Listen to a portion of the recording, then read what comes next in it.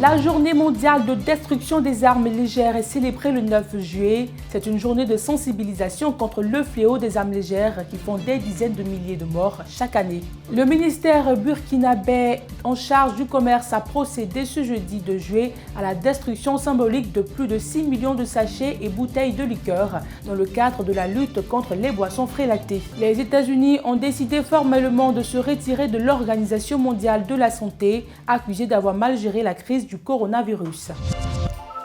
Bonsoir messieurs, dames, bienvenue à ce court moment d'information sur votre chaîne des consommateurs. La journée mondiale de destruction des armes légères est célébrée le 9 juillet. C'est une journée de sensibilisation contre le fléau des armes légères qui font des dizaines de milliers de morts chaque année. Le reportage avec Henri Nyamke. Environ 640 millions d'armes légères circulent dans le monde, soit une pour 10 personnes. Quelques 8 millions d'armes sont produites chaque année. Environ 14 milliards de cartouches à usage militaire sont fabriquées tous les ans, ce qui correspond à 2 balles par personne. 1249 entreprises implantées dans plus de 90 pays produisent des armes légères. Autant de chiffres hallucinants et vertigineux, des chiffres à couper le souffle. Selon Oxfam, en moyenne 800 000 armes sont détruites chaque année, alors que les armes non réglementées restent un problème majeur, car pour chaque arme détruite, 10 sont reproduites. Des armes qui ne servent pas à fêter ou à faire des campings. Il s'agit d'armes à feu qui tuent. Lorsqu'elles tombent entre de mauvaises mains, ces armes font des centaines de milliers de morts et bien plus de blessés chaque année. Les armes non réglementées sont utilisées dans des crimes perpétrés partout dans le monde. C'est pour contrer leur prolifération que la Journée internationale de destruction des armes légères a été lancée par les Nations Unies en 2001.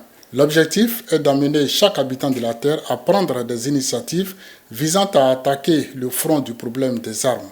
En Côte d'Ivoire, au moment de mettre fin à la mission de l'autorité de démobilisation, de désarmement et de réinsertion en juin 2015, les autorités avaient annoncé avoir collecté plus de 42 000 armes. Selon des statistiques officielles, plus de 100 000 armes circulent dans l'illégalité en Côte d'Ivoire. La CEDEAO indique que sur plus de 600 millions d'armes légères qui circulent dans le monde, 10 millions sont en Afrique de l'Ouest. Pour juguler le fléau et dynamiser le combat, le gouvernement ivoirien a créé la Comnat qui multiplie les initiatives dans la perspective de la pacification du pays après la crise meurtrière. Cela va à coup sûr donner une paix relative aux consommateurs du pays. Le ministère burkinabé en charge du commerce a procédé ce jeudi 2 juillet à la destruction symbolique de plus de 6 millions de sachets et de bouteilles de liqueur dans le cadre de la lutte contre les boissons frélatées. Les images avec Christian Gokra.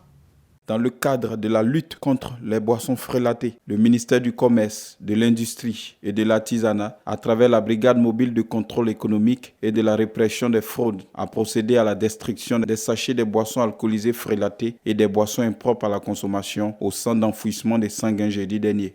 Le coordonnateur de la brigade mobile de contrôle économique et de la répression des fraudes, Yacouba Bila, a fait savoir que cette opération de destruction est l'équivalent de 300 000 litres de liqueur. Il a ajouté que cette opération se déroule simultanément dans d'autres régions. À noter que cette opération de saisie a été menée avec le concours des forces de défense et de sécurité. En Afrique, 17 450 nouveaux cas de coronavirus ont été enregistrés ces dernières 24 heures, ce qui porte le total cumulé de plus de 507 000 personnes touchées par la Covid-19. Si sa progression paraît lente, avec plus de 244 000 guérisons, le virus semble tout de même encore loin de desserrer son étreinte, avec plus de 11 000 décès. Nous en avions déjà parlé dans une précédente édition. En RDC, le personnel médical commis pour la riposte contre la Covid-19 a manifesté pour protester contre le non-paiement de leur salaire. Depuis, les allégations de malversation se multiplient, notamment du côté de l'Assemblée nationale. Plus de 27 millions de dollars auraient été dépensés par l'État pour lutter contre la pandémie. Même s'il est officiellement saisi, le ministre Eteni Longodo promet de venir s'expliquer devant les députés. Les autorités algériennes ont ordonné mardi le reconfinement de 18 communes de la wilaya de Sétif, la deuxième préfecture la plus peuplée du pays. En raison d'une hausse des contaminations au nouveau coronavirus, le reconfinement partiel sera imposé à compter de ce mercredi de 12h à 4h GMT pour empêcher la propagation du coronavirus. Rappelons que la préfecture de Sétif est la troisième la plus touchée par la pandémie dans le pays après celle de Blida et Alger.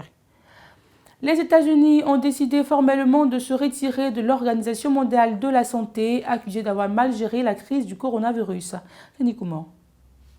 Les États-Unis ont décidé officiellement de se retirer de l'Organisation mondiale de la santé. Donald Trump accuse l'OMS depuis le début de la crise du coronavirus d'avoir mal géré la pandémie. Le pays a confirmé mardi avoir officiellement notifié l'ONU de son retrait de l'institution.